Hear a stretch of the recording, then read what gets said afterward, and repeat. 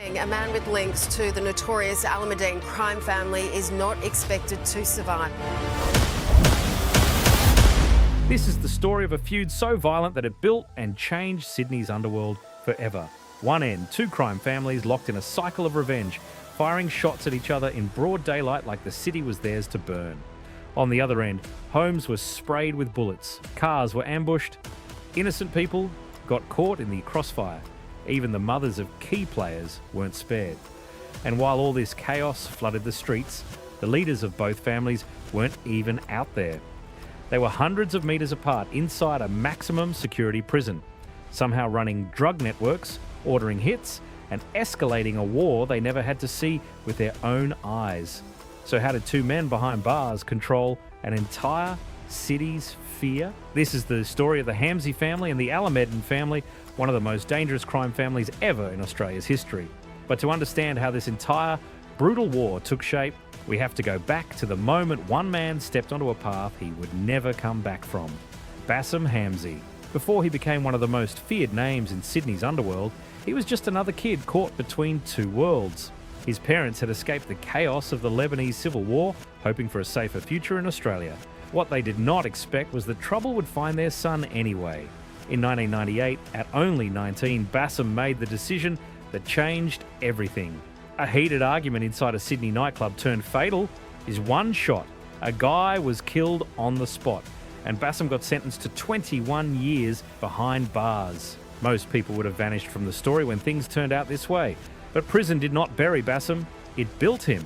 Inside Goulburn Supermax prison, he turned isolation into influence. He converted to radical Islam, gathered followers, and studied the prison from the inside out.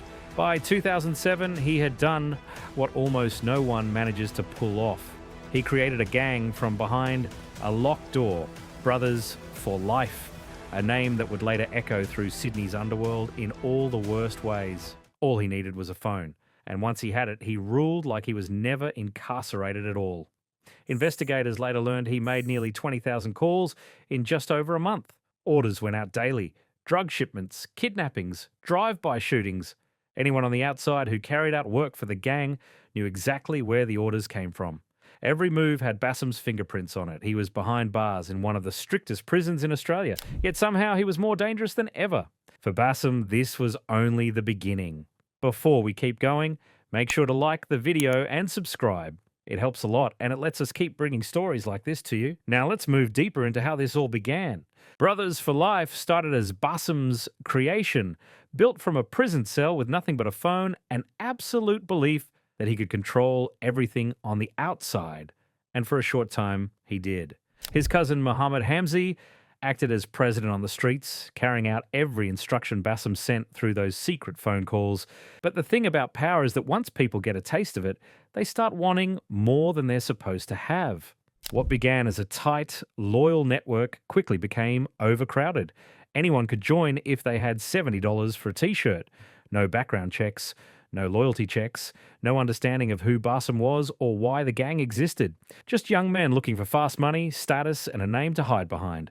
And the more they joined, the weaker Bassem's grip became. The gang split into chapters, each one drifting further from Bassem's control.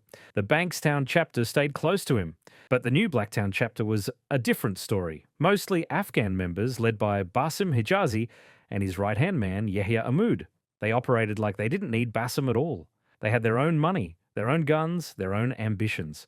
And when two groups with different backgrounds and agendas get thrown under the same banner, conflict becomes inevitable.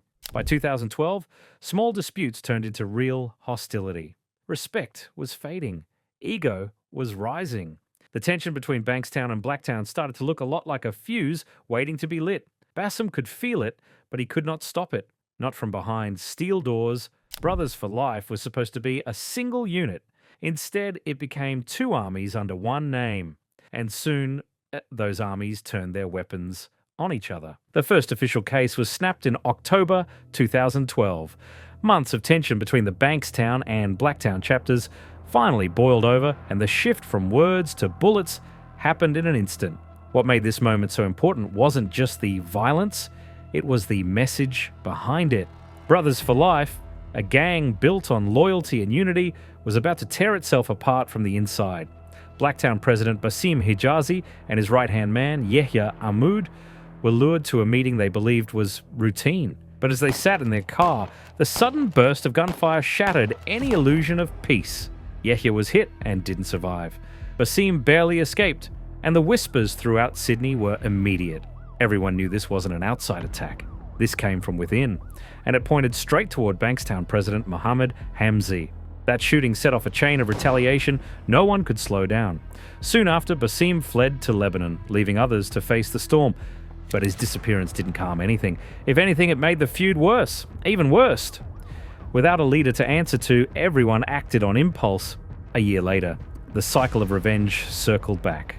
In Barala Heights, Mohammed Hamzy sat in a garage with two men when a white Nissan Tita parked down the street. 3 people were inside. 2 stepped out, walked calmly toward the garage, and opened fire without hesitation. The intended target was Mohammed, but he survived. Mahmoud Hamzy died on the scene, and Omar was badly wounded. The shooters were later linked to the Blacktown chapter, proving the split inside the gang was now complete.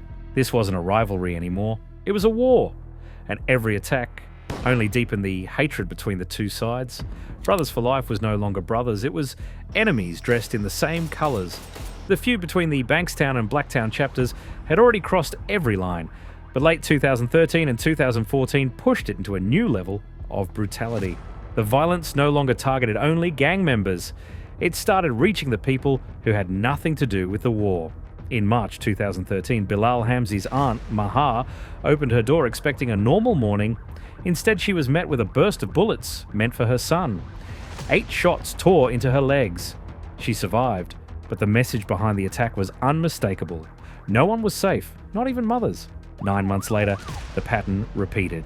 On December 11th, 2014, Basim's mother, Lola Hamzy, stood behind her front door when it was sprayed with gunfire. 1 bullet struck her in the stomach.